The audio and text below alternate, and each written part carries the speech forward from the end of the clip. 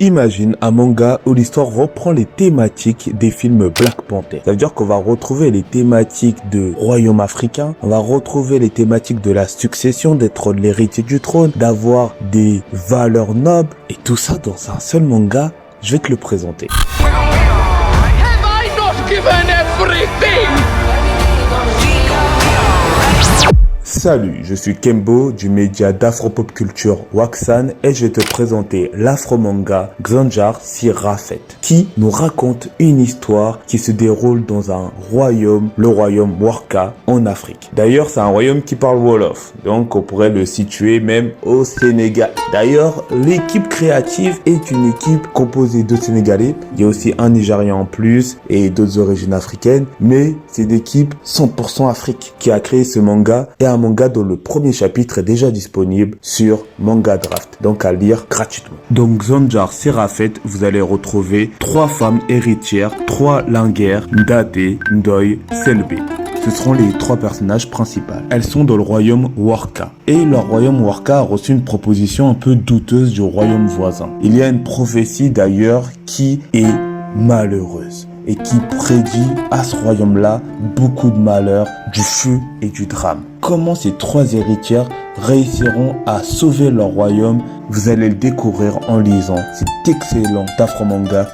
Ce que j'ai beaucoup apprécié, c'est les planches et aussi les dessins, mais particulièrement le design des vêtements. C'est-à-dire qu'on a des vêtements, une mode, un style. Waouh, ça se voit qu'ils ont pris du temps. Il y a des détails. On voit par exemple les compositions des fleurs, comment ils sont bien agencés dans les tenues. Je trouve ça excellent. C'est très beau à voir et c'est appréciable. On sent que la personne a pris du temps, s'est renseignée aussi. Il y a d'autres peuples aussi dans leur manga, pas que les Wolof. On a aussi des peuples Maasai et on les reconnaît par la tenue. Et ce qui est bien aussi, c'est les scènes d'action. C'est-à-dire qu'on en aura quelques-unes et il y a des moments où par exemple les 3 héritières, chacun à leur moment, elles auront une aura exceptionnelle.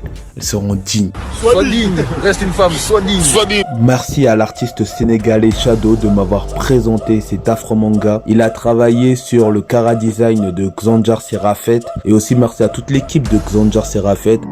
D'ailleurs, les afro-mangas sont beaucoup plus récurrents au Sénégal que ce que je pensais. C'est vrai qu'ils n'ont pas de maison d'édition, en tout cas spécialisée dans les afro-mangas au Sénégal que je connaisse pour le moment, mais j'ai connu l'œuvre New Ballers, un afro-manga dont les chapitres sont disponibles sur Manga Draft et qui parle de basket, comme l'indique son titre. Bon, quand je fais ce genre de format sur YouTube, j'essaye d'analyser plus longuement une œuvre et aussi les afro-mangas en général. Donc d'abord, je vais analyser Xanjar Sirafet. Pourquoi je le trouve excellent? Parce que même si on me l'a présenté, j'aurais pu le trouver pas si intéressant. Parce que j'ai lu d'autres afro-mangas sur Manga Draft qui étaient plus que moyens. Pourquoi? Parce que souvent, chez les amateurs en tout cas, il y a un problème sur la continuité. Déjà rien que pour les dessins. Moi, je demande pas un dessin qui soit très beau. Par exemple, je suis en train de lire actuellement un manga qui s'appelle Mon coloc est une gameuse. Le dessin n'est vraiment pas très beau, en tout cas pour moi. Mais techniquement, le gars il est sérieux. Et aussi, c'est très bien suivi narrativement et dans la continuité de l'histoire. La plupart des afro-mangas que je lis amateurs, faits vraiment par des gens qui le font pour la première fois, la continuité des histoires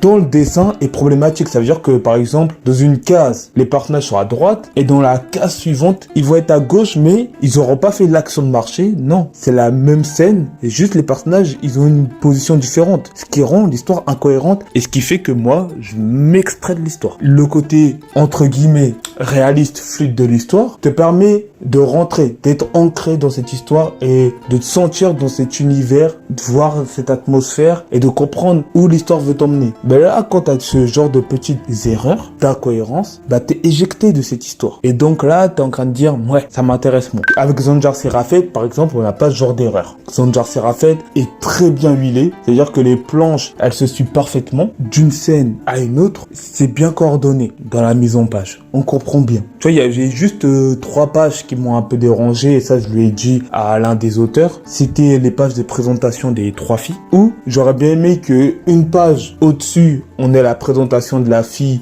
par exemple, elle aime bien faire des potions magiques, etc. Bah, on a un moment, elle fait les potions magiques et après, on a le texte qui explique qui elle est. Comme ça, c'est fluide. T'as une page où tu comprends directement qui est la protagoniste et c'est une bonne entrée. Et là, ils ont préféré nous mettre une page avec une des filles, mais c'est la page d'après où on nous nomme la fille. Et dans la même page, c'est là le problème, c'est que dans la même page, en dessous, on va te mettre une scène avec une autre fille. Et dans la page d'après, on va nous la présenter l'autre fille. Ils ont voulu le faire un peu en même temps, nous introduire ces filles-là. Peut-être ils voulaient qu'on tourne les pages pour qu'on soit plus intrigué, mais je trouvais que c'était un peu pas incohérent, parce que c'est dans la suite de l'histoire. Mais que ça aurait été plus fluide et plus logique de mettre la présentation sur une seule page. Mais hormis ça, Xanjar Serafet, l'histoire est excellente. Ah, mais d'ailleurs, la prononciation de ce manga-là, je me suis trompé. Moi, je la prononce à la française, alors que eux, les Sénégalais, bah, le X, ils ne le prononcent pas à la française, voilà. Aussi, le titre m'a beaucoup rappelé Black Panther, comme je vous l'ai dit. Par rapport, au thème sur la royauté africaine, l'histoire qui est bonne, j'ai énormément aimé les films Black Panther. L'univers qui est cohérent, tu vois, on nous annonce une chute, mais derrière, elles, les héroïnes, devront tout faire pour trouver une solution, pour éviter que leur royaume chute. Et, par exemple, tu auras l'une des réactions de l'une des filles, elle va être extrêmement choquante. Et c'est là où je me suis dit, waouh, elles sont comme dans le combat, et t'as un côté où on voit des femmes fortes. Et ça m'a pas étonné que derrière, d'entendre que la scénariste est une femme, que derrière aussi, la dessinatrice principale est une femme. Yoruba. Et non, je suis pas surpris. Ça veut dire que je dis pas que les femmes écrivent mieux les personnages féminins. Ah si, en vrai, oui. Les femmes écriront souvent mieux les personnages féminins. C'est pas le cas partout. Ça veut dire que par exemple, Demon Slayer est écrit par une femme. Je pense que beaucoup ne le savaient pas parce que, bah, par exemple, le personnage de Nezuko, qui est l'une des femmes principales qu'on rencontre dans Demon Slayer, la sœur de Tanjiro, bah, elle est un peu effacée. C'est un peu une des femmes que, déjà, c'est la grande sœur de Tanjiro, mais c'est Tanjiro qui doit le protéger. Un peu bizarre quand même. En plus, derrière, elle se fait, entre guillemets, je sais que c'est mis sous le trait de l'humour, harcelée par Zenitsu. Tu vois, l'écriture en tout cas de ce personnage-là féminin est pas très encourageant. Et même, on voit que les hommes sont beaucoup plus mis en avant parce que l'autrice, ça se voit qu'elle a copié les codes qu'on apprend dans le Shonen Jump. Et on le remarque très vite, hein. Demon Slayer reprend les arcs qu'on retrouve dans Naruto, qu'on retrouve dans One Piece, qu'on retrouve dans d'autres mangas. Il le fait excellemment bien. Mais voilà, il reprend ce qu'on a déjà appris et vu que les mangas de base ne mettent pas, surtout les shonen, ne mettent pas la place de la femme en avant, bah il fait la même erreur. Tu vois, l'autrice, elle copie ce que les autres hommes ont déjà fait avant elle. Ici, cette équipe créative, composée bah aussi de femmes, auront un regard différent sur la femme et la mettront dans une place particulière. Et c'est cool d'avoir ce côté féministe, si je pourrais l'exprimer comme ça, dans cette œuvre. Donc elles, ces femmes-là, ces trois héritières, elles vont combattre, elles vont se mettre à l'avant. Et bien sûr, la comparaison avec Black Panther, vous la comprenez. On a Shuri qui a été mis en avant déjà dans le Black Panther 1 et dans le 2, bah, elle va finir par devenir la Black Panther. On a aussi même dans Black Panther 1, c'était Okoye qui était l'une des femmes fortes qui se combattait. On avait la petite amie de T'Challa qui a été mise en avant aussi. La reine Ramonda dans Wakanda Forever, elle était extraordinaire. Son discours et tout, elle aurait dû gagner, pour moi, l'Oscar d'une des actrices secondaires. Parce que j'ai trouvé son jeu immense. I am queen of the most powerful nation in the world, and my entire family is gone. Have I not given everything? Quel personnage! Et moi, j'ai trouvé que ces protagonistes de cet afro-manga, Xanjar Serafet, reprenaient ce côté mystique de ces femmes fortes qu'on pouvait retrouver, bah, même dans les royautés africaines. Je pense à la reine Zinga au royaume Congo, par exemple, elle était très connue. Ou même dans les Agodje, on avait aussi le film Woman King le montrait bien, des femmes guerrières, les Amazones. Et j'ai l'impression que ce manga reprend ces inspirations-là, à la fois de ses œuvres, à la fois de ses inspirations africaines. Peut-être aussi parce que c'est la touche féminine, le fait que ça soit des autrices, des scénaristes féminines puissent rapporter ce côté-là différent, et ça fait plaisir. Je commence à lire plus d'œuvres d'afro manga fait par des femmes. Le prochain que je vais présenter, ça va être Gnosis Premortem. Ça va être un webtoon afro fait par une béninoise où on aura une romance qui sera présentée entre une femme et un dieu de la mort. Ça va être intéressant à lire et je trouve ça cool. Ça veut dire qu'il y a des femmes dans cette industrie. Au départ, je pensais qu'il n'y avait pas du tout de femmes qui faisaient de l'afro-manga, mais si, il y en a. C'est juste que nous, on les voit pas parce qu'elles ne l'expriment pas forcément que oui, ce sont des femmes qui font de l'afro-manga. Non, c'est nous, on voit cette différence. Elle voit pas cette différence. Et c'est bien aussi de mettre leurs œuvres en avant parce que moi, personnellement, les afro-mangas que j'ai connus,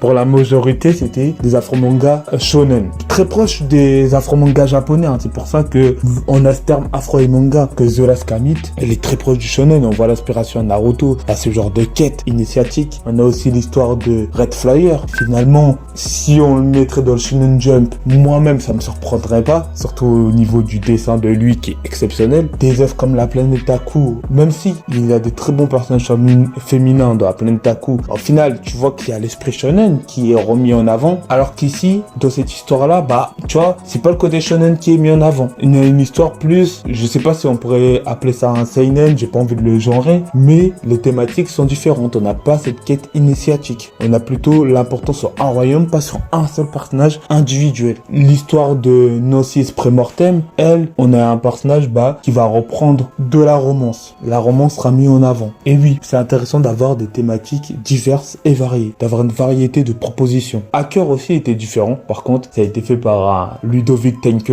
un homme camerounais. Et lui, il a réussi à faire une œuvre totalement différente en fond parce que c'est un hacker à la fois qui veut se la jouer Robin des Bois. Et ça, je trouve ça cool. Mais la plupart, quand on retrouve des garçons, ils vont faire des œuvres qui vont être très proches du shonen. Je sais pas que c'est négatif, mais j'aimerais bien avoir de la diversité dans les histoires et découvrir des histoires totalement différentes, des fois même loufoques. C'est pour ça que même l'artiste Shadow, qui a travaillé dans Xanjar Seraphet, quand il m'a parlé que l'un de ses mangas qu'il prévoit de faire, l'un de ses afro-mangas qu'il prévoit de faire, c'est Microman, un afro-manga qui parlera, qui mettra en avant un animateur de radio, un peu à la DJ Rebelle. Je me suis dit, mec, faut que tu sortes ce projet. J'ai envie de le lire. Genre, ça a l'air... Déjà qu'il m'a parlé de DJ Rebelle, tu vois, à l'époque Disney Channel et tout, boum, j'ai eu des flashbacks de fou. Et en plus, même moi, ça m'a l'air intriguant, tu vois, des œuvres sur des animateurs de radio, c'est rare. Et en plus, tu peux faire des trucs à la fois humoristiques dessus, à la fois dans le réel, intéressant, avoir une opinion sur notre société, et c'est cool. Donc, faisons des œuvres différentes, diversifions nos œuvres, essayons aussi d'avoir un regard porté sur tous et toutes. N'oublions pas une partie de la population. Il faut regarder l'œuvre et l'art de tout